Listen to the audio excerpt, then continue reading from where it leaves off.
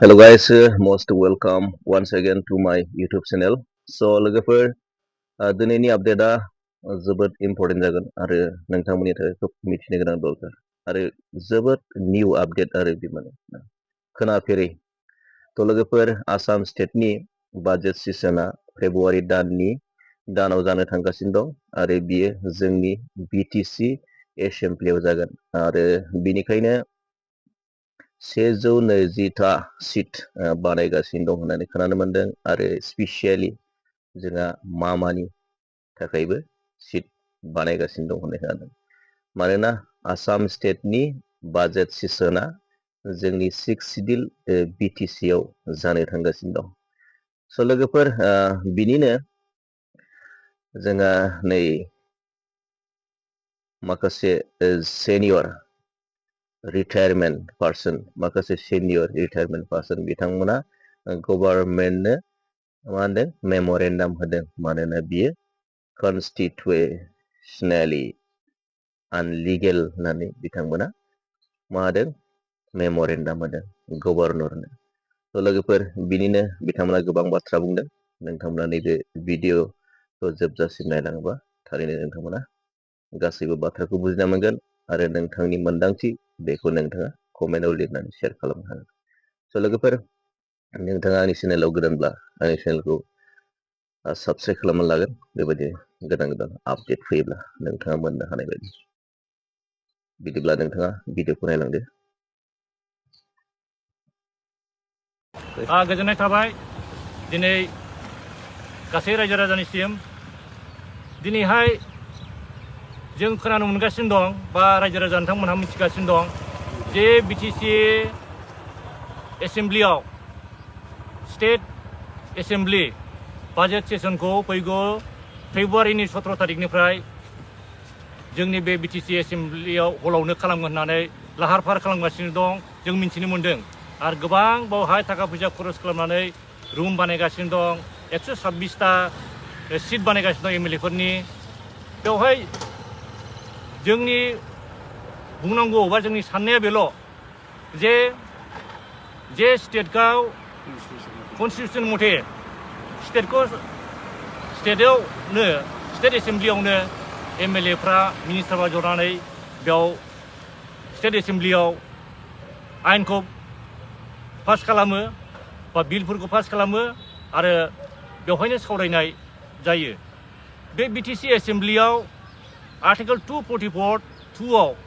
बेजों बिटिसि सेक्रेटारिया दाजानाय बेवहाय जोंनि काउन्सिलनि मेम्बारफ्राल' बेवहाय जों कनफाइन जानानै बेवहायल' जोङो रायलायनाय आरो बेवहाय स्टेट एसेमब्लिया जायो आर्टिकल 168 बे आर्टिकल 168आ खुनु गावसिनि एसेमब्लियावल' खालामनानै बे सावरायनायखौ बा बे बाजेट सेसन बा बे गासिबो एसेमब्लिनि सेसनखौ लाबाय थानो हायो नाथाय बियो जोंनि काउन्सिलाव बिस्रा खुनु अधिकार गैया बे एकर्डिं टु हिस आर्टिकल बिस्रा जेबो बेबायदि बाहायफैनो हानाय बेबायदि बेवहाय मोन्थाय गैया आरो पार्लियामेन्टआ जादों इन्डियान कनस्टिटिउसन पार्लियामेन्टआव कनस्टिटिउसन एक्ट आर्टिकल 78 अनुजायै दिल्लीयाव पार्लियामेन्टआव बसायजानाय दिल्ली पार्लियामेन्ट बसायजानाया दिल्लीनि पार्लियामेन्टखौ खुनु स्टेटआव लाबोनानै स्टेट एसेमब्लियाव जिरायनाय स्टेट एसेमब्लियाव बाजेट सेसन खालामनाय बे खुनु रुल्स गैया दा दिनै जोंनि बिटिसिआव खालामफैनायनि उद्देश्यखौ जोङो बुजिनो मोनाखै बा जोंनि बुजिनाया बेबायदिसो जे जोंनि बिटिसि 6 सिडिउलखौ एज पार कनस्टिटिउसननि रुलखौ ब्रेक खालामनानैबाबो बिसोरो जोंनि बिटिसिआव खालामफैनायनि खारना बेनो आरो बेजों मोनसे बे जे हय बिटिसि एसेमब्लिखौ डेभेलप खालामनो मोजांसिन खालामनो बा रिनिउवेसन खालामदों होनोब्ला बेवहाय जोंहा जेबो बुंनांगौ गैया नाथाय 126टा सिटखौ पार्मानेन्टलि बानायनानै चिफ मिनिस्टारनि खथा बानायलायनाया बे माब्रै बे जाहैबाय मा जोंनि 6 सिडिउलखौ सिफायनानै बिसोरो पार्मानेन्टलि बावहाय जों जिरायफैनायनि बे इसाराखौ नुनो मोन्दों मानो होनबा दासिम गासिबो खामानिफोरखौ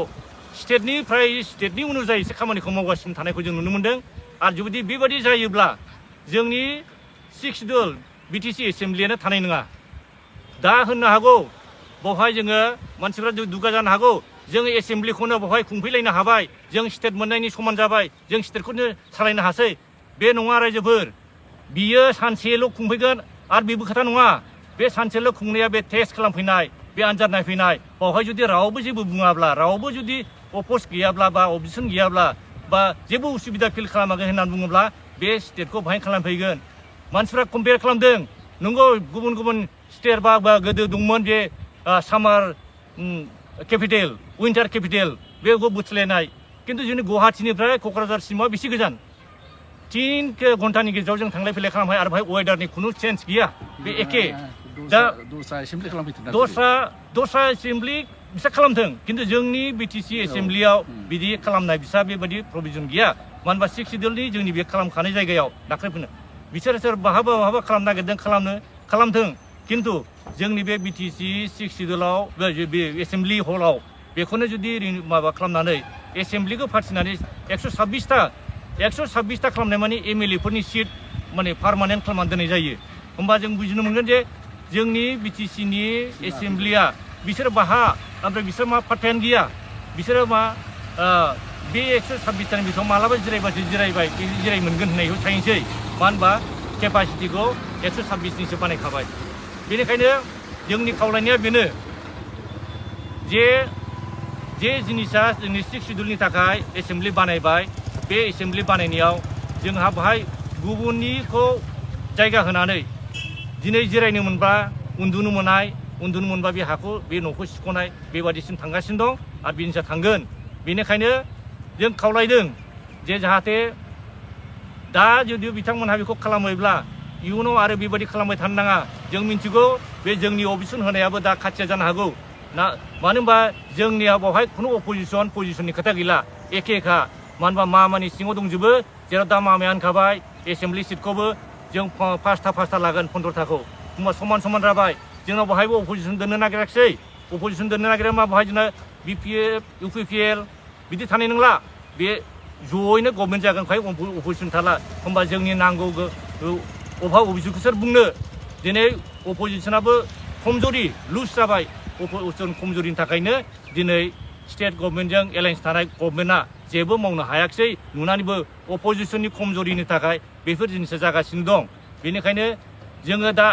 रुजुवा थेवबो जोङो गभर्नरनाव बेखौ होनाय जाबाय जोङो ट्राइबेल राइट्स प्रटेक्शन एस'सिएसननिफ्राय जोङो गभर्नरनो हरदों जे बेहाय स्टेट एसेम्ब्लि खालामनाया बे इलिगेल जाहाथे बेबायदि खालामनाया कनस्टिटिउसनेल नङा जाहाथे बे आनकनस्टिटिउसनेल खामानिफोरखौ जाहाथे जोंनि गेजेराव खालामफैया बा जोंनि गेजेराव कनफिउज खालामा बेखौ जों खावलायदों आरो जों बे मेम'रेन्डामखौ गभर्नर बिथांनो हरदों मानो होनबा गुबुनफ्रा